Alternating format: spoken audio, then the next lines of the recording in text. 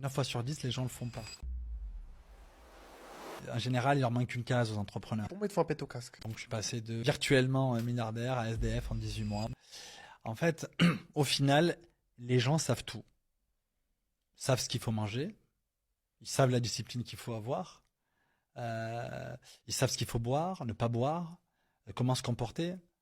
Mais 9 fois sur 10, les gens ne le font pas. Parce qu'à la base, ce que je dis souvent, c'est que pour être un entrepreneur, très souvent, je ne dis pas tous, mais en général, il leur manque une case aux entrepreneurs. Pour moi, il te faut un pète au casque. Voilà, je suis d'accord avec toi. Parce que pour se dire, regarde, je sais que ça fait mal, je vais aller me faire mal, et j'ai fini de me faire mal, je vais recommencer. Il y a des gens, ils se disent, mais attends, mais ce mec-là, il est bête. C'est ça, et tu as raison. À part que fin septembre, normalement c'est le 18 septembre 2001, ben, c'était une semaine après les attentats. À part que mes fonds proviennent à 50% d'anglo-saxons, pays en gros d'Angleterre ou des États-Unis, majoritairement même des États-Unis, et les autres 50% des pays arabes, Tunisie, Maroc, les pays du Golfe et tout ça. Et évidemment, avec les attentats du 11 septembre, je me retrouve, j'avais fait une inauguration, c'était place Vendôme et tout, au Ritz et tout. Ça devait être un peu c'était censé être une des plus grosses. À l'époque, c'est censé être une des plus grosses levées de fonds en France, en Europe, et qui malheureusement n'a jamais eu lieu. Parce que je me suis retrouvé avec un investisseur qui est venu, et du coup, il m'a dit toutes mes condoléances, monsieur Conticello, c'est la fin des haricots. Et du coup, 3 semaines après, je me suis retrouvé, plus rien, SDF. On est venu chez moi, on m'a tout pris, on m'a tout saisi, la société a dû faire faillite.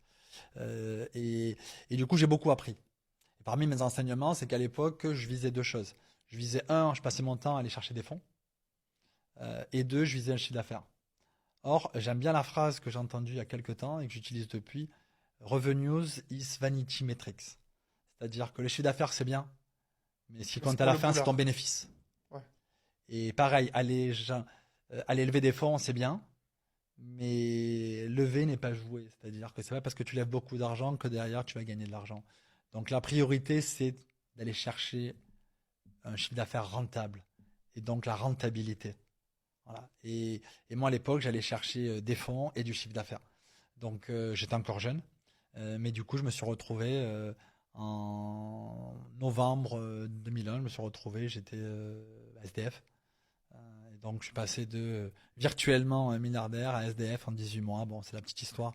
Mais en réalité, je n'étais vraiment que virtuellement parce que je n'avais pas l'argent. Voilà.